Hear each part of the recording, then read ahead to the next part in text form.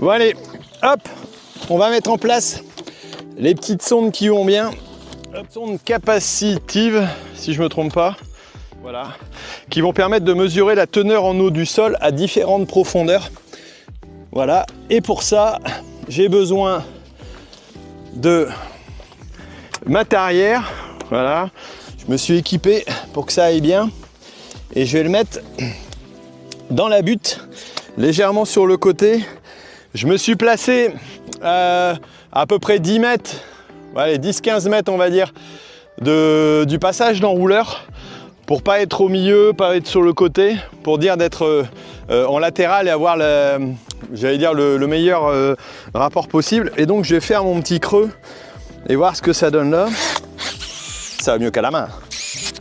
Faut que je vois à quelle profondeur je vais aller. Ici je mets mon jalon pour voir où est-ce qu'il est, parce que sinon je vais pas m'en sortir. Et là je vais mesurer. Donc il faut que j'enfonce quasiment jusqu'en haut, hein. Si je veux être en haut de la butte en latéral, donc il faut encore que je fasse mon trou. Hop, comme il faut. Allez, c'est parti.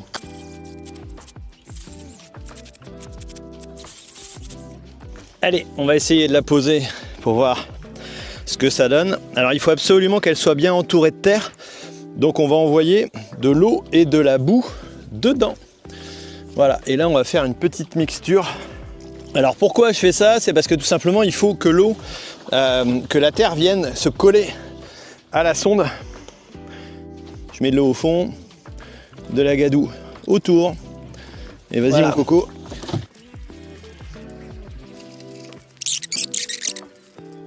Et hop, voilà mon petit bidouillage.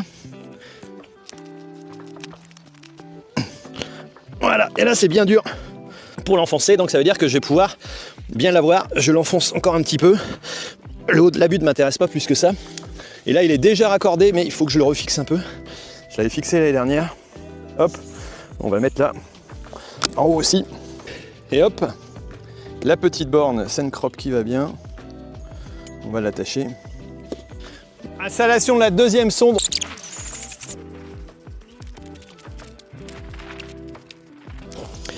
Allez, il me reste à brancher une fois que je l'ai mis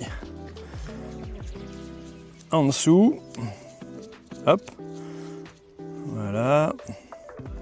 Je serre la petite molette. Je vais regarder sur mon application. Je vais ajouter une station, installer une station, scanner le QR code. Hop. C'est le nom, c'est Soil Crop. Alors est-ce que c'est la 398?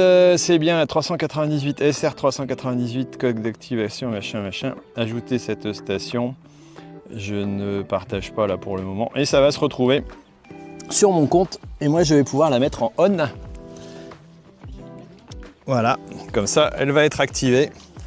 Et je vais la retrouver. Là voilà. Soil Crop 2 et CEA Bayer. L'affaire est close pour celui-ci et je reprendrai au bureau pour bien installer le reste. Donc j'arrive sur mon application Sencrop. Alors bien sûr j'ai l'accueil, voilà, où j'ai toutes les informations. Vous voyez les pluies qu'on a pu avoir, indication 10,4 mm sur la commune de Vermelles. J'ai mes stations et puis le prévisionnel aussi que j'aime bien suivre. Mais ce qui nous intéresse c'est l'agronomie et le côté irrigation ici. En l'occurrence, donc on voit mes deux Soil Crop qui ont été mises en place, celle de la SPA en premier et celle au chemin de Lens, et on va aller voir une d'entre elles. Voilà, et donc elle me mesure exactement l'humidité réelle du sol. Voilà, on voit bien en bas les 10,4 mm que je peux avoir qui sont tombés donc cette nuit. Et puis j'ai les indications de mes réserves. Donc la réserve facilement utilisable qui est aux alentours de 21%. Et là je suis à 23,4. Donc j'ai pas d'indications là qui sont compliquées. Je peux calibrer aussi mes seuils. J'ai indiqué la dernière irrigation qui est d'ailleurs en cours. Voilà, et je vais l'avoir sur un autre modèle aussi qui est SPA Vermelles. Étant donné que j'ai mis les deux, soit par le fait de l'irradiance, donc dans ce cas-là j'utilise le système d'évapotranspiration et non pas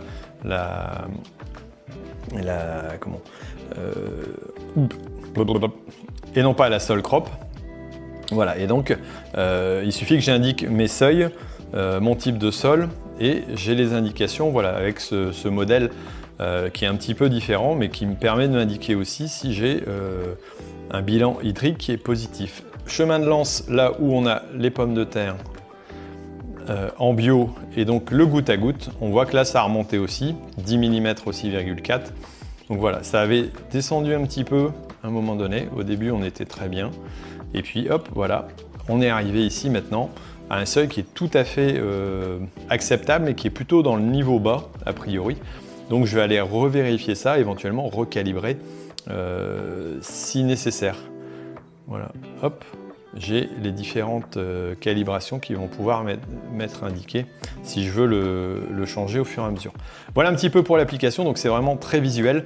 On a une indication aussi des couleurs, si on a tout simplement une sécurité. Là par exemple, pour le hangar Francis, j'ai indiqué la pluviométrie qu'on a pu faire les derniers temps, et on voit un petit peu ce que ça donne. Voilà, et chemin de lance, j'ai une partie qui est irriguée, voilà, qui a eu une irrigation hier, donc avec 30 mm, et donc je l'ai indiqué ici. C'est ça qui fait que je peux gérer mes calculs, et là on voit bien sur les différentes parties qu'à chaque fois que j'ai de la pluie, hop, ou une irrigation et de la pluie, hop, une irrigation, hop, un peu de pluie. Là, je suis vraiment monté en haut de mes réserves, et c'est très bien parce qu'on nous annonce des grosses températures. Voilà un petit peu pour l'application.